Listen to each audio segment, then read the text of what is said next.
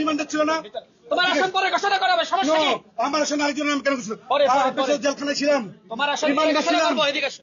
গণ অধিকার পরিষদের প্রার্থী ঘোষণা নিয়ে অফিসে তুলুম কাণ্ড ঘটে। গাজীপুর ৩ আসনে সম্ভাব্য প্রার্থী মাহফুজকে প্রার্থী ঘোষণা না করে অন্যজনকে ঘোষণা করায় তিনি তার সমর্থকদের নিয়ে এর প্রতিবাদ করেন।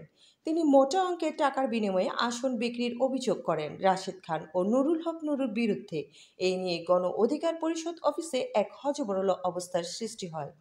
এর আগে সংবাদ সম্মেলনে আগামী জাতীয় সংসদ নির্বাচন উপলক্ষে গণ অধিকার পরিষদের প্রথম ধাপের প্রার্থীর তালিকা ঘোষণা করা হয়েছে।